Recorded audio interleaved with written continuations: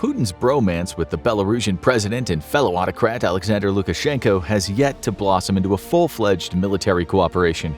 But could it? The year is 2022. Russia, once considered to have the world's second most powerful military on Earth, with defense expenditures hovering around $62 billion per year, embarks on an ill-conceived invasion of Ukraine, a far smaller nation who annually spends just 1/10 of that on defense. Ukraine and its courageous armed forces exceed expectations in the first 8 months of fighting, blunting the advance of a military force with 5 times as many soldiers, 6 times as many armored vehicles, 16 times as many naval vessels, and 30 times as many aircraft. As the campaign rages on in eastern Ukraine, tensions at the Belarusian border simmer at an all-time high. Fighting along this border has long since petered out, but ever since Russia kick-started its invasion with a failed thrust on Kyiv from staging areas in Belarus, both Belarus and Ukraine have remained wary of one another, and rightly so. Today, Belarusian police units patrol the 674-mile-long Ukrainian border regularly. Occasionally, Belarusian guards complain that Ukrainian servicemen cross the border illegally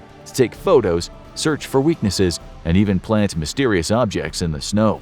On the other side, Ukraine is right to fear Belarusian intervention, facing the ever-present threat that Russia's allegedly independent western neighbor might want to finally throw itself into the fray and storm across the border in force. Ukrainian forces must prepare accordingly, blowing bridges, mining the approaches, and sabotaging power and communication lines. But could Belarusian involvement push Ukraine over the edge? And why hasn't Lukashenko joined Putin's denazifying crusade against Zelensky, the Jewish president of Ukraine? On November 18, 2022, Lukashenko, sporting an impressive comb-over mustache combination, stood before an attentive audience of 600 workers and business leaders in the Belarusian agricultural sector. Then he announced that all Belarusian McDonald's franchises would be rebranded by a Russian substitute following the global American fast food chain's decision to leave the country in the wake of Russia's invasion of Ukraine. The man proclaimed, "Thank God it's leaving. We ourselves should do what McDonald's did. If someone needs it," he continued, "and even better, can we cut a bun in half and shove a piece of meat and salad into those 2 halves and add potatoes? Lord, who consumes it, I don't know."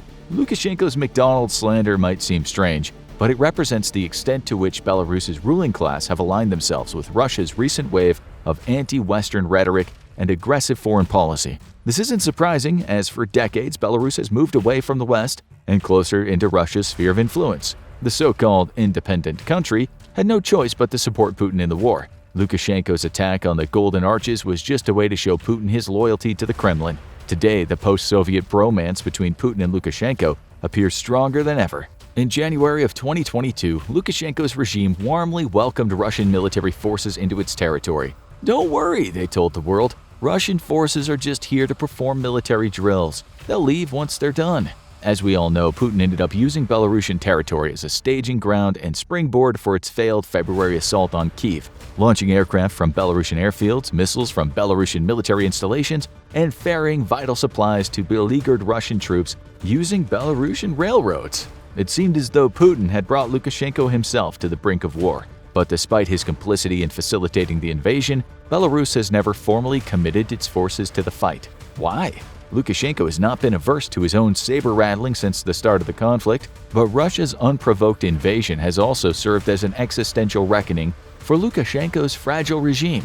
Once poised to establish its economic and political independence by leveraging its location between the resource-abundant Russia and goods-abundant Europe, Lukashenko has witnessed his relationship with Putin grow more and more one-sided.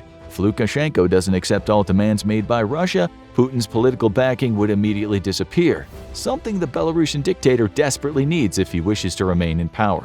The question then becomes, what if Putin calls in some more of his favors and forces Belarus to join the war? What kind of impact would the nation have on the war? If Moscow succeeds in enmeshing Belarusians in the fighting, one commander noted, the swift decimation of the under-equipped Belarusian army will lead to major destabilization at home, prompting Russia to swallow up Belarus once and for all. But Belarus has already become a semi-offshore territory for Russia, and the war in Ukraine has had devastating knock-on effects for the Belarusian economy. Prior to the conflict, most of Belarus's revenue came from transit fees and other intermediary activities. With its privileged access to Russia, Belarus could charge lucrative transit fees on Russian oil and gas, making its way into Europe. These funds, complemented by state-controlled smuggling operations, tax evasion, and the reselling of raw resources, fueled the Belarusian regime providing the basis for state-subsidized Soviet-style building projects, social programs, and bought the loyalty of Belarus bureaucrats and other powerful figures. By 2020, the output of two state-controlled oil refineries in Novopolotsk and Mozir accounted for 1/4 of all Belarusian exports and 20% of budget revenues. The war changed everything, as prosperous Western nations around the world began sanctioning Russia and Belarus by association.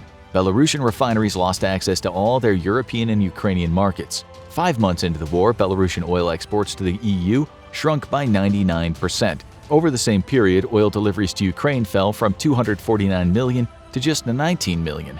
Now an international pariah, Belarus no longer enjoys the benefit of being the economic gateway between Europe and Russia, a $4 billion industry. Today, with production and income stagnating, Minsk has only one major market for its products left: Russia itself. With such a weak economy and an untrained army, could Belarus really change the tide of the war? We might not need to worry about this in the first place. In a survey conducted by British policy institution Chatham House, 1 month into the invasion, 75% of Belarusian participants expressed unfavorable views toward the war. A weak economy combined with an unpopular war could be what finally does it for the people of Belarus. It's likely a revolt could occur, and with Putin's forces focused on Ukraine, it's unlikely the dictator will get help from the east. Several hundred Belarusian volunteers are even fighting for the armed forces of Ukraine, in a unit known as the Kalinovsky Regiment, dozens of whom have been killed in combat. One of their members told a BBC reporter that his sources in the Belarusian army say 90% won't fight. They say training's bad and kit and morale are even worse than the Russian army. But if Putin does manage to bring Belarus into the war without Lukashenko being overthrown, what impact could the nation have on the war? Putin recently announced the annexation of 4 Ukrainian regions, a development that could easily spark the Belarusian involvement. Similar to NATO's Article 5 principle of collective defense that stipulates an attack on one is an attack on all, Lukashenko's Belarusian regime is part of a series of political and military agreements that form the backbone of an integrated union state between Russia and Belarus, agreements originally intended to recreate the closeness enjoyed by Soviet nations at the height of the Cold War. After pressure from Putin, an addendum was added to this agreement in November 2021. This change stated that any military action against one of its members is an assault on the Union state as a whole. The decision placed on Belarus was pre-war footing, but did not implicate it in military operations since Russia, invaded Ukraine, not the other way around. But if Putin decided to frame the recent Ukrainian counteroffensive into Russian-annexed regions as an assault on Russian territory, would Lukashenko have to respond? Belarus currently boasts an army of 65,000 soldiers, a third of which are classified as support staff and cadets. Of its 45,000 troops, many are considered ill-trained and under-equipped. There are an additional 289,500 reservists in the Belarusian ranks, almost 1,000 infantry fighting vehicles, 500 tanks, 800 artillery pieces, 71 aircraft, and 38 helicopters. Given how hard it's been for Putin to mobilize his own replacements, Belarus's ready-made force might provide just enough time for Putin to conscript and train enough soldiers to have a significant impact on the battlefield. With those forces, he could once more threaten Kyiv while the bulk of Ukraine's armed forces remain focused on pushing Russia out of its eastern occupied territories. Or would Belarusian soldiers just become more cannon fodder for Putin's so-called special operation? Putin's recent actions seem to indicate that the threat of teetering Belarusian neutrality will continue to influence the course of the war, regardless of whether or not their troops are deployed. In October 2022, Russia increased its pressure on Lukashenko by sending thousands of troops back into Belarus, prompting outcries that Putin would try to form a joint northern front and once again open a new front in the war against Ukraine. Most Western analysts and opposition leaders dismissed this as an unlikely outcome. They're not skilled, not equipped, and not motivated, one opposition leader claimed. They won't pose a threat. They would make things harder, make it slower to reach victory, but Ukraine will win. Another journalist agreed, arguing Belarusian deployment would be likely a big catastrophe for the Belarusian army and for Lukashenko himself. Some say it could even be political suicide. Belarus's alleged mobilization and continued posturing for war might indeed be a bluff, but ignoring the possibility of Belarus joining the war would be dangerous. Mr. Putin knows a few tricks, and many fear that he'll stage a phony terrorist attack on Belarusian infrastructure to drum up war support within the country. It wouldn't be the first time he used this tactic to make a nation ready for war. In the meantime, Russia will continue to send troops into Belarus to train. Some analysts believe doing so will kill 2 birds with 1 stone, threaten Ukraine with a potential new offensive from the north, while also providing more room to train Russia's thousands of conscripts. One outcome is certain: the longer Putin chooses to fight in Ukraine, the fewer resources he'll have to bolster Lukashenko's regime, meaning that his ill-advised special operation might put an end to not one, but two corrupt regimes in Europe.